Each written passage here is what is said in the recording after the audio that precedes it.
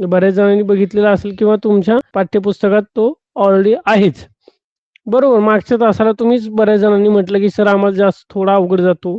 त्यानंतर समास भाग आहे. आपण टप्प्याटप्प्याने एक एक जो पाठ आहे तुमच्या पुस्तकाशी रिलेटेड आहेत, तर तो सगळा भाग जो आहे तो आपण एक एक करून जो आहे तो घेणार आहोत. तर काय बरं आपण आज जो पाठ किंवा आज जो घटक आपण सुरुवात करणार आहोत, काय बरं त्याचं नाव काय आहे? काय म्हटलं जातं? अलंकार. अलंकार. बरोबर. भाषेचे अलंकार किंवा अलंकार भावनेकडून अभिव्यक्तीकडे म्हणजे आपल्या साहित्याला किंवा साहित्यामध्ये वाचनाचा आनंद मिळवून देण्यात आपल्याला या मराठी भाषेचा किंवा भाषेचा मोठा हे आहे. भाषा आपल्या जीवनामध्ये दैनंदिन जीवनामध्ये खूप महत्वाची आहे. भाषेचं महत्व अनन्यसाधारण आहे. का बरं भाषेचं महत्व अनन्यसाधारण आहे? आपण जो एकमेकांशी संवाद साधतो, आपण एकमेकांशी एकमेकांचे विचार इतरांपर्यंत जो आहे तो पोहोचत असतो. आपल्या मनातील भावना दुसऱ्यांच्या पर्यंत पोहोचवणे एक संवाद आहे. तर संवादाचं माध्यम म्हणून भाषेकडे बघितलं जातं आणि ही भाषा साधारणतः मग प्रामाणिक आहे, बोली भाषा आहे, विविध प्रकारची आहे. तुम्ही दैनंदिन जीवनामध्ये भाषा कशा पद्धतीने, कारण प्रत्येक आपण पाहतो की दर मैलावर बदलणारी भाषा आहे. जसजसं किलोमीटर एक गाव बदलत जातात तसतशी भाषा जी आहे ती तुमची बदलत जाते. आपण आता माझ्या भाषेचं असेल किंवा तुम्ही कोणी जळगावचे आहे, कोणी खानदेशमधले आहे, कोणी मराठवाड्यामधले आहे, कोणी विदर्भातले आहे. तर प्रत्येकाची दैनंदिन भाषा बोलण्याची भाषा जी आहे ती काय आहे? वेगवेगळ्या स्वरूपाची आहे. आणि या मराठी भाषेला समृद्ध करण्यासाठी जसे की आपण पाहतो की आपल्याला चांगलं दिसण्यासाठी किंवा महिलांना चांगलं दिसण्यासाठी आपण अलंकार परिधान करीत असतो.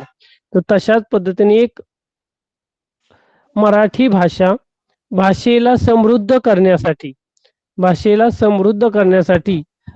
जो घटक महत्वाचा आहे तो म्हणजे अलंकार. त्याला भाषेचे अलंकार असेही म्हटलं जातं. एक वेगळी ओळख जी आहे ती आपल्याला मराठी भाषेमध्ये मिळत असते. आणि मग त्याच्यात रस आहेत, अलंकार आहेत, वृत्त आहेत, म्हणी आहेत, आपण पाहतो वाक्यप्रचार आहेत. तर याचा जो आहे तो वापर केला जातो एकमेकांवर समोरच्याला चांगल्या पद्धतीने कशा पद्धतीने आपण एक प्रकारे आपण व्यक्तिमत्व खुलून दिसण्यासाठी या विविध अलंकाराची असेल. मग विविध संत वाङ्मय आहे आपण साहित्यामध्ये. मग तुम्ही संतांचं जे साहित्य आहेत, अभंग आहेत, बरोबर, त्यांच्या गाथा आहेत, त्यांचे ग्रंथ आहेत. तर त्यामधून जे आहे ते एक प्रकारची जी वाणी आहे, आपण म्हणतो ज्ञानोबा तुकोबांची जी भाषा म्हणतो मराठी भाषा. आपण मराठी भाषेत दिनानिमित्त मी तुम्हाला याचं महत्व सांगितलेलं आहे की संतांचं आहे, शिवरायांची भाषा आहे आपण म्हणतो. आणि त्या भाषेला एक अनन्यसाधारण असं महत्व आहे. मराठी भाषेला खूप वर्षापूर्वीचा इतिहास आहे.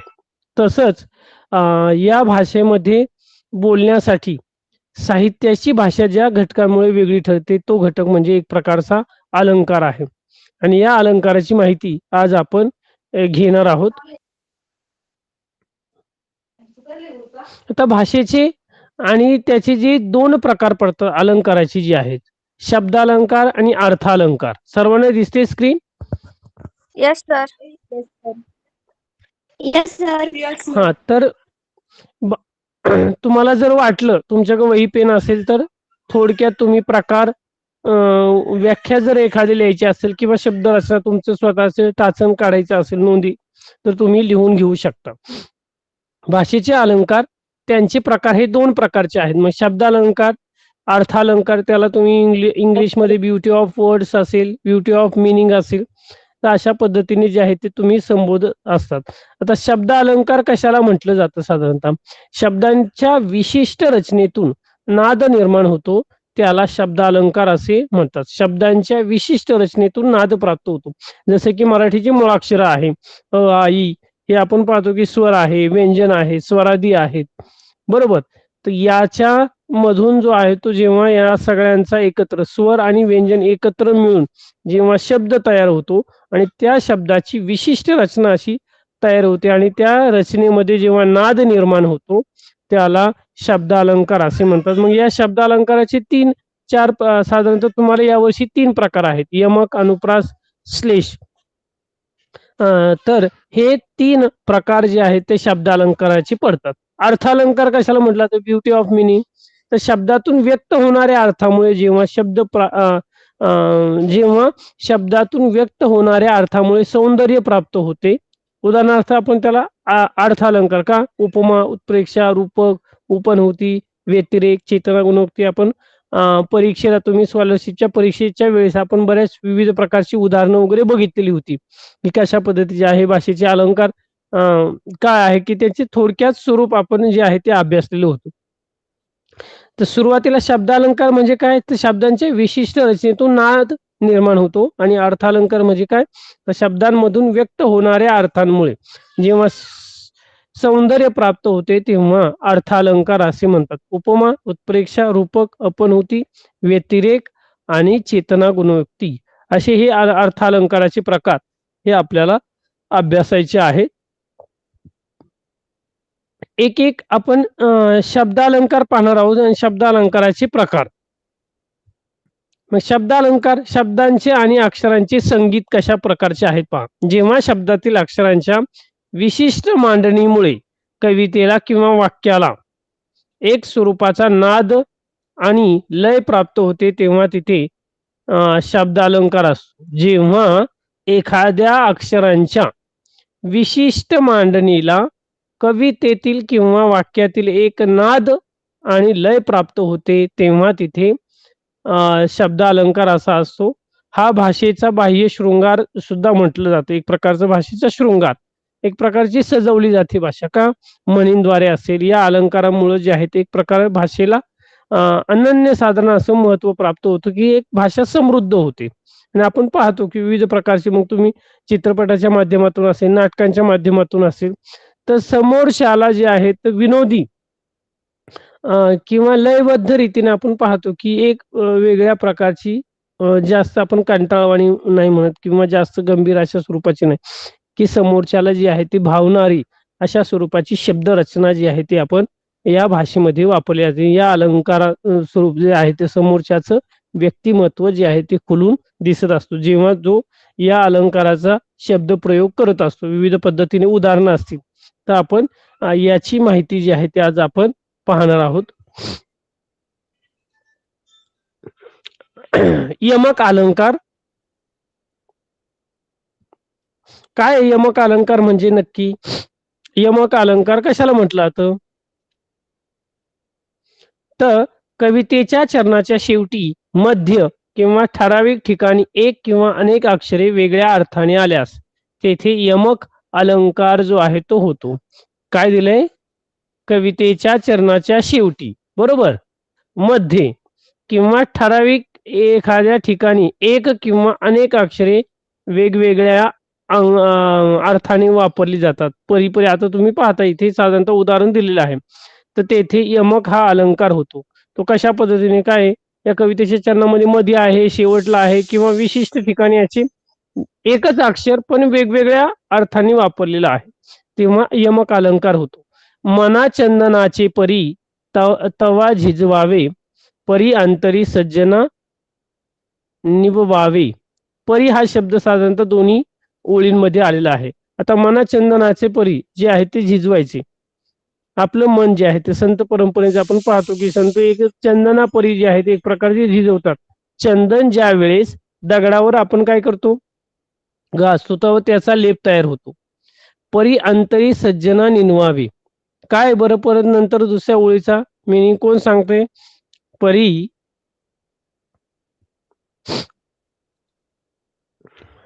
कोण सांगतंय? माझा आवाज येतोय का? फक्त ऐकू नका, तुमचे पण बोलणं असलं पाहिजे. हॅलो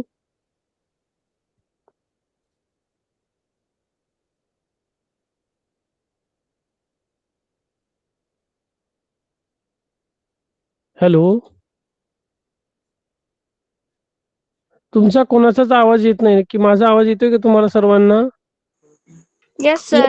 येस सर येतोय. हा काय बरं आपण इथे बऱ्याच वेळा आपण समर्थ रामदासांचं किंवा मनाचे श्लोक वगैरे यामध्ये पण बघितलेलं आहे. मी स्कॉलरशिपच्या परीक्षेच्या अगोदर पण हे झालेलं होतं. सांगा बरं काय? मना चंदना परी तवा झिजवावे, परी अंतरी सज्जना निनवावे. या पद्धतीचे आपल्याला एक हे पण होतं काय, कविता पण होती, त्यामध्ये पण आलेलं होतं. कोण सांगते?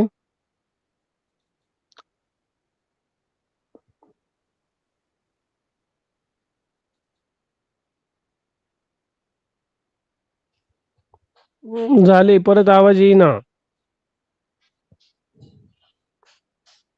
सर क्वेश्चन रिपीट करा प्लीज.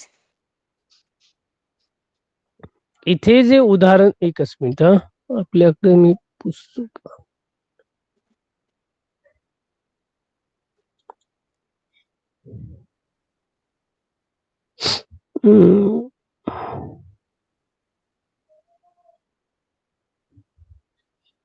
मना चंदनाचे परित्वा झिजावे, परी अंतरी सज्जना निवावे.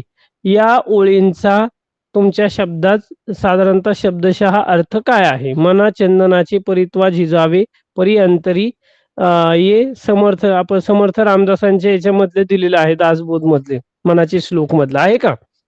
परत त्याला नाचे दरी डोंगरात झिम्मा खेळतो नदीशी, रिमझिम पहाडीचं गाणं बोलतो झाडांशी. नदीशी आणि झाडांशी इथे दोन वेगळे शी वेगवेगळ्या अर्थाने आलेले आहे. नाचे दरी डोंगरात झिम्मा खेळते, आणि इथे परित्वा झिजावे आणि परी अंतरी सज्जना निवावे म्हणजे काय थोडक्यात? सर मी सांगू?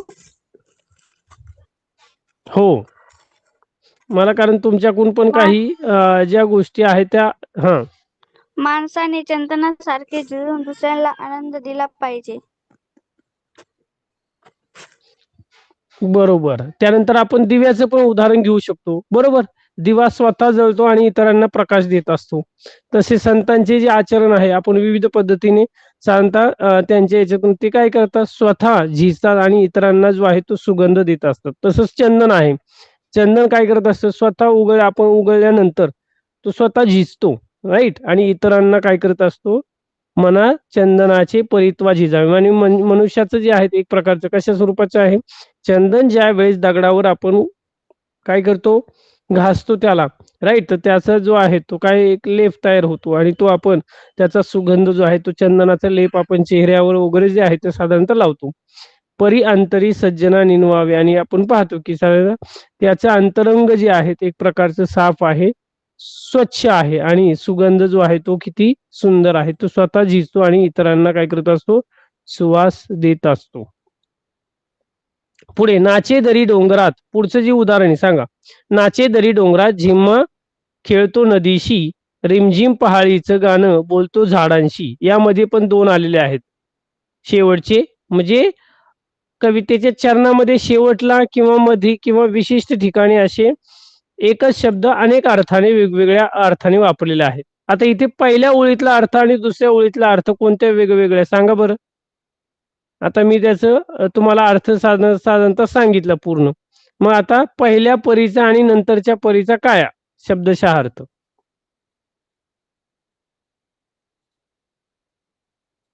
मना चंदनाचे परी तवा झिजवावे, परी अंतरी सज्जना निनवावे.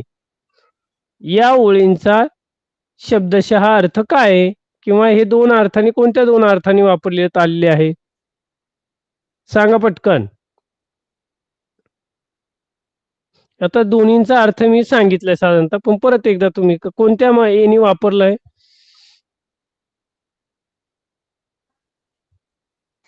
सर पहिल्या परीचा अर्थ जसा किंवा प्रमाण, आणि दुसऱ्या परीचा अर्थ पण किंवा तरीही. पण किंवा तरीही. परित्वा झिजावे म्हणजे झिजलं पाहिजे, आणि इथे परी अंतरी निजवावे म्हणजे निजवावे आणि झिजवावे, एक प्रकारे हे दोन याच्यात आलेले आहेत. तर मग ह्या दोन्ही परीचा वेगवेगळा कशा पद्धतीने अर्थ आपण इथे घेऊ शकतो.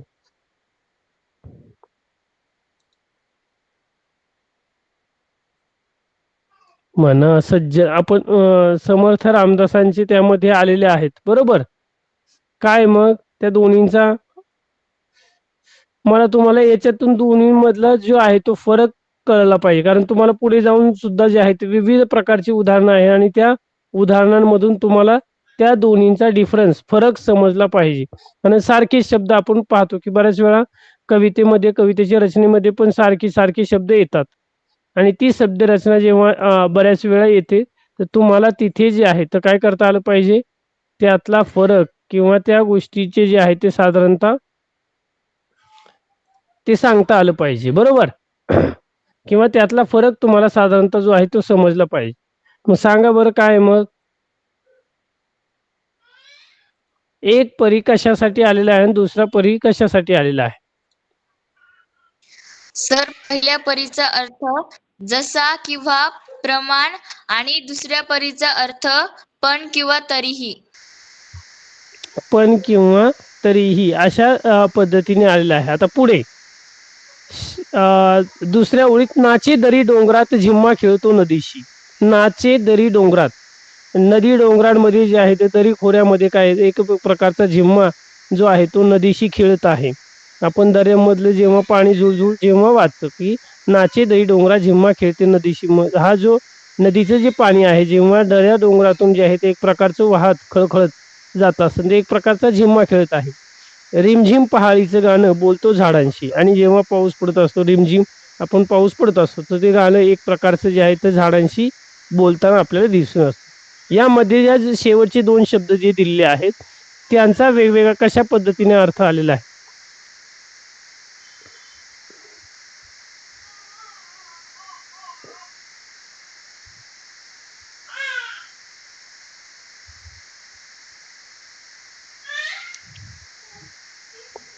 कसा आलेला आहे? नाचे दरी डोंगरात झिम्मा खेळतो नदीशी, रिमझिम पहाडीचं गाणं बोलतो झाडांशी. झाडांशी बोललेलं आहे आणि इथे नदीशी बोलताना जे आहे ते एक प्रकारचं आहे. तर आपण पाहतो की साधारणतः डोंगर दऱ्यांमधून निसर्ग जणू आनंदाने नाचत आहे असं वाटतं. नदी सोबत जणू झिम्मा खेळल्यासारखा निसर्ग दिसतो. पहाटे पडणारा रिमझिम पाऊस जणू झाडांशी गाणे गात बोलत आहे असे सुंदर दृश्य यामध्ये दिसतो. तिथे नदीशी आहे आणि इकडे काय काय पाऊस कशाशी खेळत आहे, म्हणजे नदी जी आहे ते डोंगर दऱ्यांमध्ये एक प्रकारचा नृत्य करत आहेत किंवा झिम्मा खेळत आहे. आणि इथे जेव्हा निसर्गामध्ये एक प्रकारे रिमझिम पडणारा जो पाऊस आहे तो जणू झाडांशी एक प्रकारे काय करत आहे, बोलत आहे असं सुंदर दृश्य आहे. तसंच वरच्या उदाहरणामध्ये मना चंदनाचे परित्वा झिजावे परी अंतरी सज्जना निनवाय. मनुष्याने चंदनासारखं असावं. चंदन स्वतः झिजते पण इतरांना सुगंध देते, त्याप्रमाणे आपण स्वतः कष्ट केले पाहिजे आणि इतरांना सुद्धा आपण मदत केली पाहिजे, त्यातून आपल्याला आनंद तयार मिळतो. तसे आपल्या मनात नेहमी चांगल्या आणि सज्जन लोकांसाठी आपण आदर राखला पाहिजे. म्हणजे इथे समजले तुम्हाला पहिल्या उदाहरणामध्ये काय दिलंय? पहिलं जे उदाहरण दिलेलं आहे इथे मना चंदनाची परी, आपण स्वतः जे आहे चंदन जशा पद्धतीने काय करतं स्वतः झिजतं आणि इतरांना सुगंध देतं, तसं सज्जन व्यक्ती जे आहेत ते काय करत असतात नेहमी आपण जे आहेत तर सज्जन लोकांचा आपण नेहमी आदर ठेवला पाहिजे. नेहमी आपल्या मनात नेहमी दुसऱ्या व्यक्तीचा आपण नेहमी सज्जन लोकांसाठी जो आहे तो एक प्रकारचा रिस्पेक्ट हा ठेवला पाहिजे. तर अशा पद्धतीने वेगळ्या एकच शब्द वेगळ्या अर्थाने जेव्हा येतो तेव्हा यमक अलंकार होतो. यमक अलंकार समजला व्यवस्थित? त्याची उदाहरणं पण मी तुम्हाला देणार आहे. पुढे अनुप्रास अलंकार, अक्षरांची लयबद्ध पुनरावृत्ती. माझा आवाज येतोय का? बरेच जण हॅलो. सर हा, जर जर जर एखादी ओळ समजली नाही किंवा शब्द रचना समजली नाही तर विचारा. श्रुती, साई, बरं का, ऋतुपर्ण, सतीश. पुढे अनुप्रास अलंकार, अक्षरांची लयबद्ध पुनरावृत्ती. लयबद्ध पुनरावृत्ती म्हणजे काय? रिपिटेशन आपण म्हणतो. पुन्हा पुन्हा तेच अक्षर जे आहे ते सारखं सारखं वेगळ्या एक प्रकारे जे आहे ते येत असते. एखाद्या वाक्यात किंवा कवितेच्या चरणात एकाच अक्षराची पुनरावृत्ती होते म्हणजे पुन्हा पुन्हा येतात. त्यातील नादामुळे जेव्हा त्याला सौंदर्य प्राप्त होते तेव्हा अनुप्रास हा अलंकार होतो. अनुप्रास अलंकार कशा पद्धतीने इथे दिलेला आहे? जेव्हा एखाद्या वाक्यात किंवा कवितेच्या चरणात एकाच अक्षराची पुनरावृत्ती होते म्हणजे रिपिटिशन होतं. तुम्ही इंग्लिशमध्ये पण साधारणतः रिपिटिशन आपण पाहतो की जे आहेत पुन्हा पुन्हा जे शब्द येतात आणि त्यातून नाद तयार होतो. त्यामुळे जे एक प्रकारचं सौंदर्य जे आहे ते प्राप्त झालेलं आहे. राइट? आणि त्या सौंदर्याच्या नादामुळे एक प्रकारे जे आहे त्या नादामुळे जेव्हा सौंदर्य प्राप्त होते तेव्हा अनुप्रास हा अलंकार होतो. गडद निळे जलद भरून आले. ग आणि ल अक्षरांची इथे पुनरावृत्ती झालेली आहे. रजतन नील ताम्र नील स्थिर पल जलपल सलील. तर अशा पद्धतीने जे आहे ते एक प्रकारची त्या अक्षरांची पुनरावृत्ती होते म्हणजे ते शब्द जे आहे ते पुन्हा पुन्हा आल्यामुळे जे आहे ते एक प्रकारचा नाद जो आहे तो तयार झालेला आहे. काय बरं मग इथे या ओळींचा अर्थ काय आहे साधारणतः मग काय आलेलं आहे? निळं आकाश जे आहे ते एक प्रकारे काय आलेलं आहे? गडद निळे जलद भरून आले.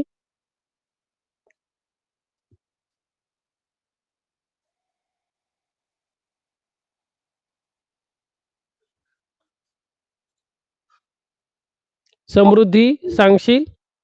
काय बरं अनुप्रास अलंकारामध्ये अजून एखादं किंवा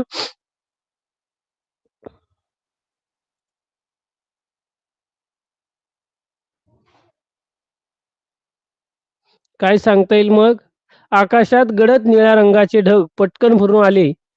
आपण म्हणतो की ग आणि ल अक्षरांची जी आहे ती पुनरावृत्ती साधारणतः रजतन नील पुढे पण दिलेलं आहे. रजतन नील तांबर नील स्थिर पल जलपल सलील म्हणजे पाण्याचा रंग कधी चांदीसारखा निळा तर कधी तांबूस निळा होतो. पाणी कधी स्थिर असते तर कधी वाहते असे सुंदर वर्णन या ओळीमधून केलेले आहे. म्हणजे आकाशात जसं आकाशामध्ये जे आहे आकाश जसं निळ्या रंगाने जे आहे ते पूर्ण भरून आलेलं आहे.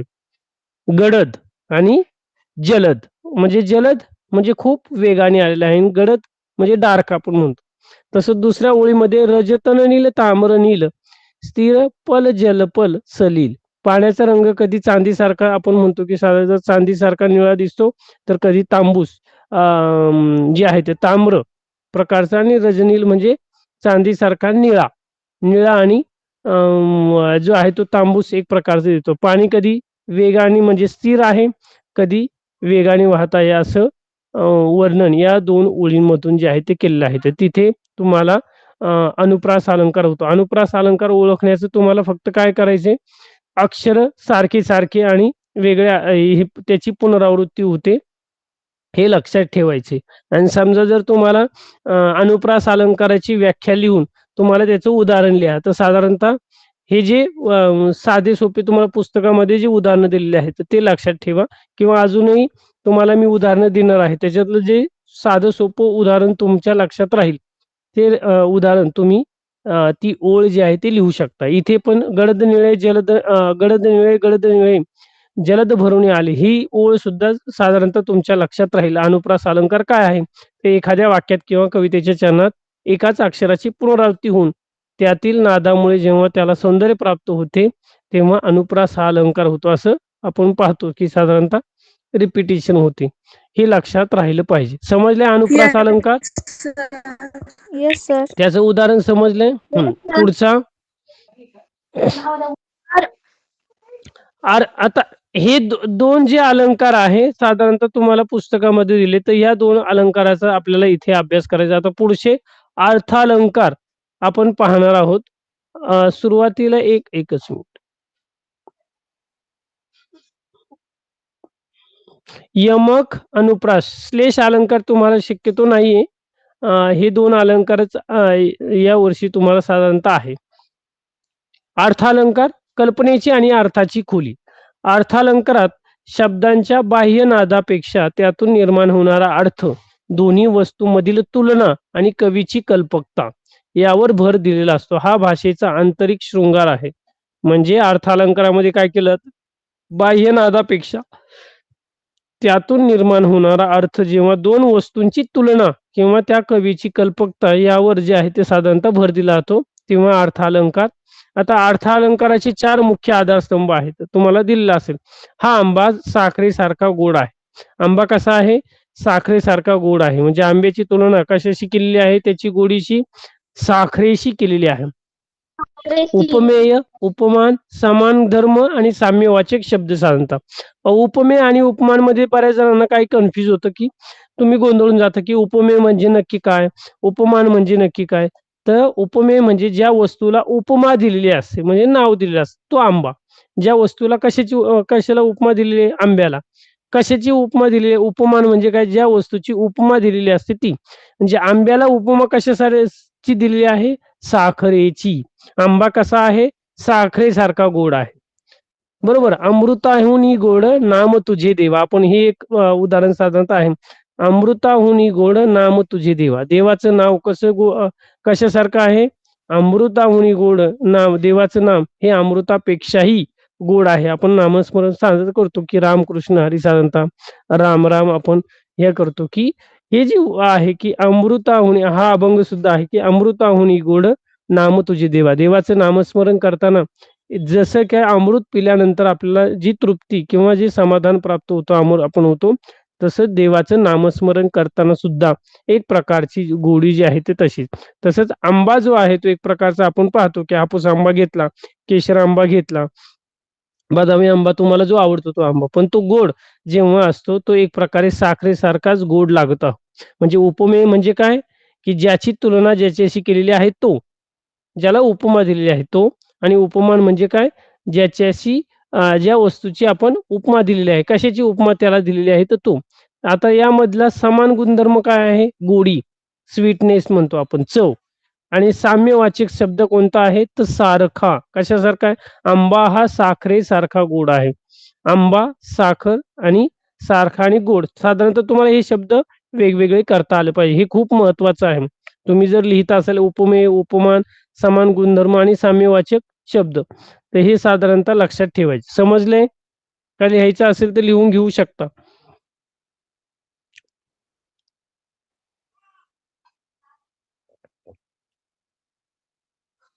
ओके. पुढे उपमा अलंकार चमत्कृती पूर्ण साम्य. आता उपमा अलंकाराची आपण माहिती पाहणार आहोत. तो अर्थालंकारामध्ये उपमा अलंकार आहे. सावळाच रंग तुझा पावसाळी नभापरी. सावळा रंग पावसाळी नभापरी. उपमेय रंग आहे तो कसा आहे? सावळा आहे. उपमान नभ म्हणजे आकाश. समान गुणधर्म कोणता आहे? धर्म सावळा आहे. आणि साम्यवाचक शब्द जो आहे तो परी. सावळाच रंग तुझा पावसाळी नभापरी. या पांडुरंगाचा रंग कसा आहे? सावळा आहे.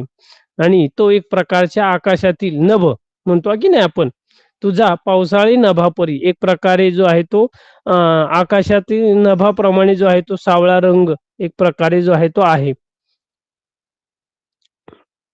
विठ्ठलाला ही उपमा साधारणतः दिली जाते. तुम्हाला अभंगामध्ये साधारणतः दिली की यामध्ये अजून दुसरं कोणतं उदाहरण यामध्ये देता येईल? अजून एखादं उदाहरण सांगता येईल उपमा अलंकाराचं?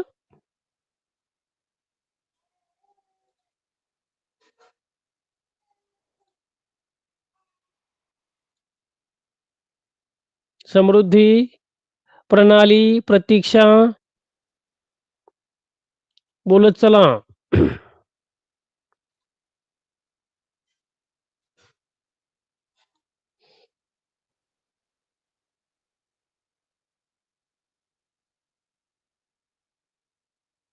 सर मी सांगू? हो. सर मी सांगू प्रीती? हा, एक एक सांग. सर मी सांग.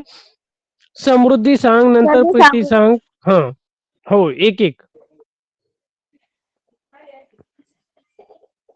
आईचे प्रेम म्हणजे जणू साखरच.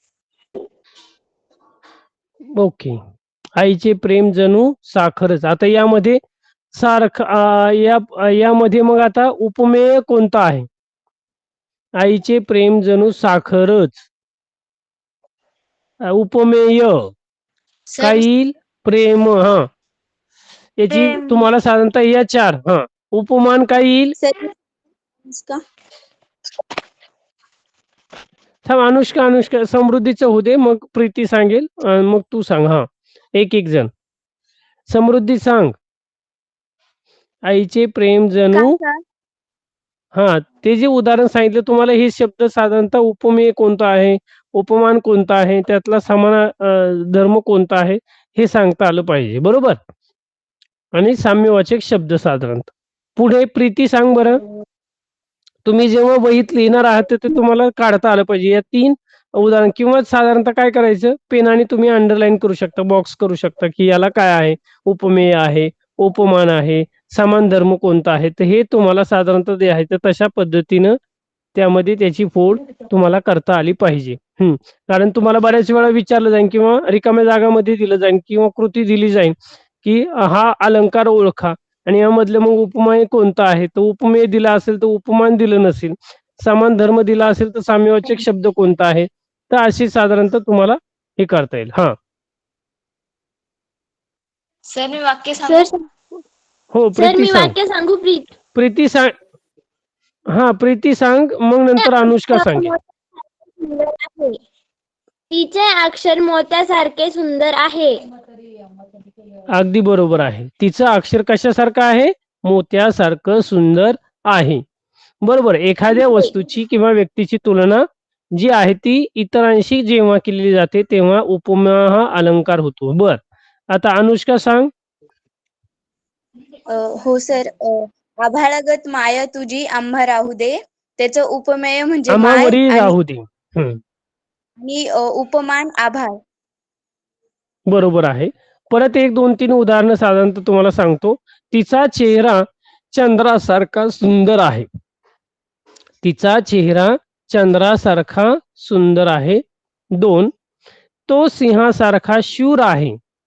तो सिंहासारखा सुंदर आहे. इथे मी चॅट बॉक्स मध्ये तुम्हाला त्याची उदाहरणं पण इथे 2-3 टाकतो की तुम्हाला वाचता पण येईल साधारणतः.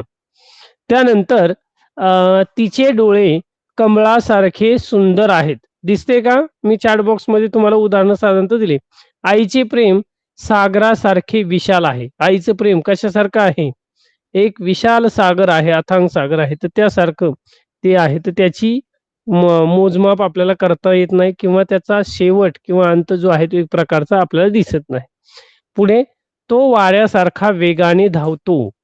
तो वाऱ्यासारखा वेगाने धावतो. साधारणतः तुम्ही हे कॉपी पेस्ट नंतर तुमच्या चॅट बॉक्स मधलं कॉपी करून तुम्ही मोबाईलमध्ये ठेवू शकता, की नंतर तुम्ही नोटबुक मध्ये पण लिहू शकता. तिचं काय आहे हे समजलंय तुम्हाला. उपमा अलंकार समजलं की कशा पद्धतीने आहे त्याची उदाहरणं की काय आहे.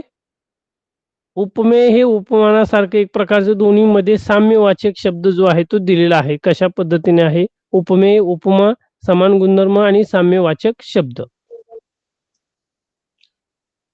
उदाहरणं मिळाली. हे समजले की एखादी वस्तूची किंवा व्यक्तीची तुलना सारखा, प्रमाणे, जसा, तसा, परी अशा शब्दांनी किंवा दुसऱ्या व्यक्तींशी केली जाते तेव्हा उपमा अलंकार होतो. म्हणजे वस्तूची व्यक्तीशी तुलना जी आहे ती इतर वस्तूशी जेव्हा केली जाते तेव्हा उपमा हा अलंकार होतो. कंपेरिझन आपण म्हणतो की कंपेअर केली जाते, की तुलना केली जाते. तिचा चेहरा चंद्रासारखा. तिचा चेहरा कशासारखा आहे, एक प्रकारे चंद्रासारखा आहे. चेहऱ्याची तुलना कशाशी केलेली आहे, चंद्रासारखी. तो सिंहासारखा शूर आहे. तो कशासारखा शूर आहे, सिंहासारखा. तिचे डोळे कमळासारखे सुंदर आहे. डोळ्यांची तुलना कमळासारखी जी आहे ती केलेली आहे. आईचे प्रेम हे काय आहे, सागरासारखे विशाल आहे. पुढे घेऊया. उत्प्रेक्षा अलंकार. दुसरा उत्प्रेक्षा अलंकार प्रबळ कल्पना. यामध्ये व्याख्या उपमेय हे जणू उपमानच आहे असे जिथे वर्णिलेले असते तिथे उत्प्रेक्षा अलंकार होतो.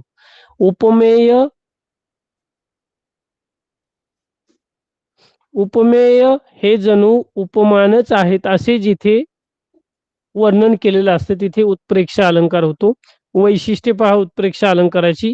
या अलंकारात जणू, जणू काय, जेवी, गमे, भासे, वाटे, जसे, तसे असे शब्द ज्या वाक्यामध्ये ज्या ओळींमध्ये येईल की तो अलंकार जो आहे तो उत्प्रेक्षा अलंकार असतो.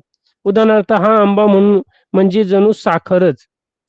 आंब्याची तुलना कशाशी केलेली आहे, साखरेशी. उपमेय, उपमान आणि साम्यवाचक शब्द. उपमेय काय आहे, आंबा. उपमान साखर आणि साम्यवाचक शब्द जणू काय आहे, जणू तो अशा पद्धतीने जे आहे जणू आंब्याची तुलना. अजून याच्यातलं हा उत्प्रेक्षा अलंकारामध्ये अजून काय कोणते उदाहरणं देता येईल मग?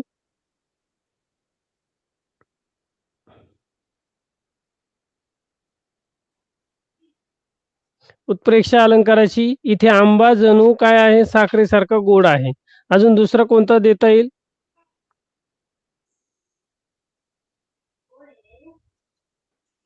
सावळा ग रामचंद्र रत्नमंचकी झोपतो, त्याला पाहून लाजून चंद्र आभाळी लपतो. बरोबर. पण हा खूप मोठं उदाहरण येईल. तुम्हाला लिहिताना पण व्यवस्थित लिहिता आलं पाहिजे, ठेवायचे. सांगितलं बरोबर आहे. हो. पण जरा जो आहे तो थोडंसं छोटे-छोटे उदाहरणं जे आहेत ते साधारणतः तुम्हाला देता आले पाहिजे, की जे व्यवस्थित तुमच्या लक्षात राहतील आणि तिथे तुम्हाला चांगले मार्क्स पण मिळून जातील. अजून कोणाला सांगायचे उत्प्रेक्षा अलंकारामधलं एखादं उदाहरण? या नदीत चांदीच्या धारा आहे. बरोबर. अजून? झाडाचा पाला चंद्रासारखा आणि चमकदार आहे. बर. इथे दिले बघा तुम्हाला चॅट बॉक्स मध्ये उदाहरणं टाकलेत 6. तिचा चेहरा जणू चंद्रच उगवला आहे असा वाटतो. आकाशातले तारे जणू हिऱ्यासारखी चमकत आहेत असे जेव्हा आपल्याला भासतं. तिसरं, फुलांनी भरलेले झाड जणू रंगीत दिवे लावले आहेत असंच दिसते. नदीचे पाणी जणू चांदीसारखे चमकत आहेत असे वाटते. पावसाचे थेंब जणू मोत्यासारखे पडत आहेत असे भासते. आपण तुम्ही एक कोणीतरी अक्षरांचं पण तिचं अक्षर मोत्यासारखं दिसते. याच्यामध्ये पण ते उदाहरण जवळपास उपमा आणि उत्प्रेक्षा अलंकारामधले उदाहरण जसं की आपल्याला सारखेच वाटू शकतात असं पण आहे. पर्वतासारखी धुके जणू पांढरी चादरच पसरलेली आहे असे वाटते. आता जणू, जसे, काय, जेवी, तेवे आणि भासे हे शब्दप्रयोग तुम्ही हे शब्द तिथे ऍड केले तर उत्प्रेक्षा आणि उपमा हे अलंकार दोन्ही उदाहरणं जे आहेत ते साधारणतः येईल. पण तुम्हाला इथे जणू हा शब्द आलेले म्हणून हा अलंकार कोणता आहे? उत्प्रेक्षा, हे लक्षात ठेवायचे. हे जे वैशिष्ट्य, हे जे शब्द आहेत, हे शब्द ज्या उदाहरणामध्ये ज्या ओळींमध्ये येतील तर तो उत्प्रेक्षा अलंकार आहे. समजले उत्प्रेक्षा अलंकार? Yes sir. उदाहरणं घेतलेत कॉपी करून किंवा साईडला तुमच्या मोबाईलमध्ये साईडला हे करून घ्या की जेणेकरून तुम्हाला नंतर लिहिता येतील. आता सूक्ष्म तुम्हाला उपमा आणि उत्प्रेक्षा आता बोलण्यात त्यामध्ये आले पण आहेत की उपमाची तुलना आणि उत्प्रेक्षेची कल्पना इथे दिलेली आहे. पहा, हा आंबा साखरेसारखा गोड आहे आणि हा आंबा जणू साखरच आहे अशी तुलना. It is like something else आणि it is as life it is the other things. ही तुम्हाला जी आहे ते कंपॅरिझन, तुम्हाला फरक दिलेला आहे. शब्द कसा आहे? सारखा आहे. आणि इथे शब्द काय आहे? जणू आहे. म्हणजे उपमा अलंकारामध्ये सारखा अशा प्रकारचा शब्द आहे. परी, प्रमाणे हे वैशिष्ट्य उपमा अलंकाराचे आहे.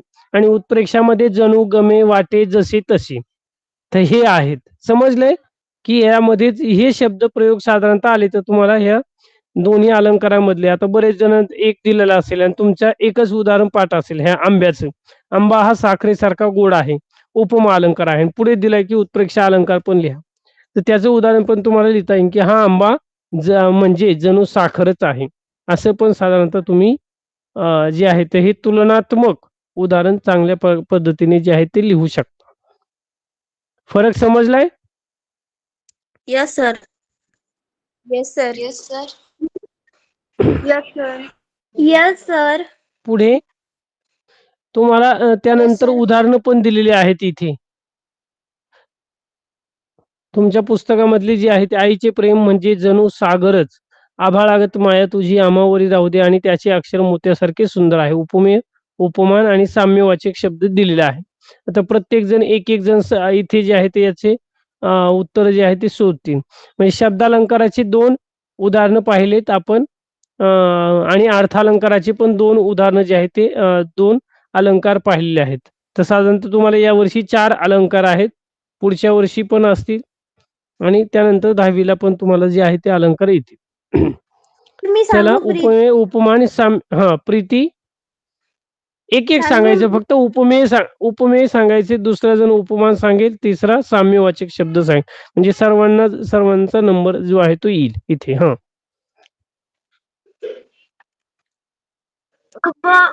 उपमेय आईचे प्रेम. आईचे प्रेम, उपमान इथे उपमेय सागर. सांगितले. हा, सर उपमान सागर उपमान सागर. अनुष्का सांग साम्यवाचक शब्द. जणू. समान शब्द आहे जणू, बरोबर. हा, पुढे आता श्रुती सांगेल आभाळागत माया तुझी आम्हावरी राहू दे. उपमेय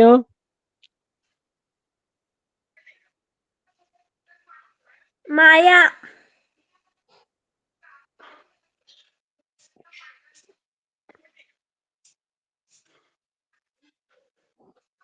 सर माया. माया, बर. सर पुढे तुझी माया. तुझी माया. तुझी माया, बर. अजून पुढे पटपट. सर आभाळ. आभाळ. आभाळ.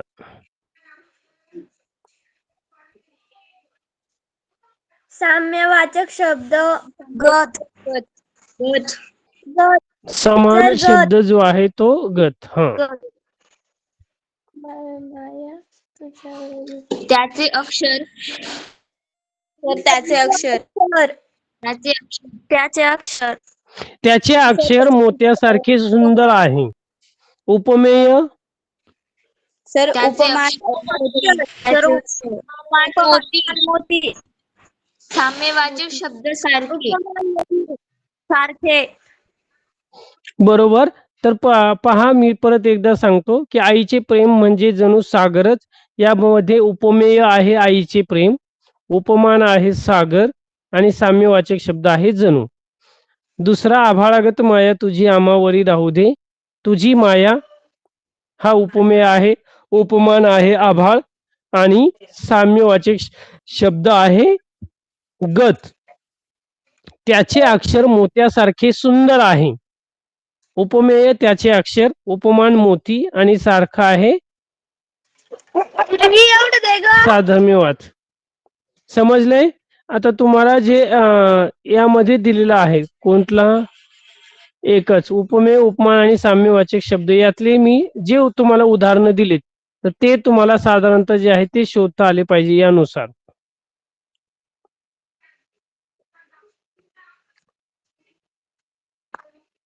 उपमेय, उपमान आणि साम्यवाचक शब्द कोणत्या अलंकारामध्ये आहे? मग या दोन्ही अलंकारामध्ये पण साधारणतः तुम्हाला जे आहे ते दिलेले आहेत, बरोबर?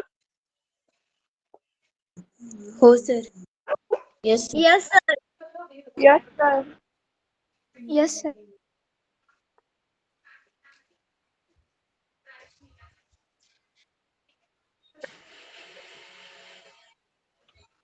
सर हे आता वहीत तुम्हाला मी लिहून का? हो, वहीत लिहिलं तरी चालेल, जे आहे ते व्यवस्थित, कारण तुमचा सराव पण होईल आणि तुम्हाला चांगल्या प्रकारे जे आहे ते एक प्रकारे हे. बरं, तुम्ही चॅट बॉक्स मध्ये बघा. आता तिचा चेहरा जणू चंद्रच उगवला आहे असे वाटते. यामध्ये उपमेय कोणता आहे? तिचा चेहरा. तिचा चेहरा. अगदी बरोबर. उपमान चंद्र. आणि साम्यवाचक शब्द कोणता आहे? उगवला. उगवला. इथे काय उगवला. दिले? तिचा चेहरा, ऐका ऐका, तिचा चेहरा जणू चंद्रच उगवला आहे असे वाटते. साम्यवाचक शब्द जणू. अगदी बरोबर. हा, आकाशातले तारे जणू हिऱ्यांसारखे चमकत आहेत असे भासते. यामधले उपमेय आकाशातले तारे. आकाशातले तारे, अगदी बरोबर. उपमान हिऱ्यासारखे. हिरा. हिऱ्यासारखे नाही, तुम्हाला शब्द लिहायचा आहे. जसं याच्यातला नाही, मूळ शब्द तुम्हाला साधारणतः इथे लिहिता आला पाहिजे. हिरा. आणि साम्यवाचक शब्द जणू आणि सारखे, हे दोन्ही पण आहे. उपमेय मध्ये, उत्प्रेक्षामध्ये पण आहे, आपलं उपमान मध्ये पण आहे. फुलांनी भरलेली झाडं जणू रंगीत दिवे लावलेले आहेत असे दिसते. उपमेय फुलांनी फुलांची झाडे. फुलांनी भरलेली झाडे. झाडं. हा, अगदी बरोबर. पुढे उपमान रंगीत दिवे. रंगीत दिवे. आणि साम्यवाचक शब्द जणू. अगदी बरोबर. तर हे व्यवस्थित जे आहेत तुम्हाला मी जे चॅट बॉक्स मध्ये जी उदाहरणं जेवढे दिलेत तर इथे वाक्य लिहायचे, असा टेबल बनवा. उपमेय, उपमान आणि साम्यवाचक शब्द असं साधारणतः तुम्हाला जे आहे ते सोडवायचं आहे. व्यवस्थित जेवढे उदाहरणं दिलेत किंवा तुमच्या मनाने जरी उदाहरणं लिहिलीत तर ते तुम्हाला अशा पद्धतीने त्याचं वर्गीकरण करता आलं पाहिजे, सोडवता आलं पाहिजे. तर अशा प्रकारची कृतीपत्रिका साधारणतः तुम्हाला प्रश्नपत्रिकेमध्ये येते. तर ते तुम्हाला जी आहे ती सोडवता आली पाहिजे.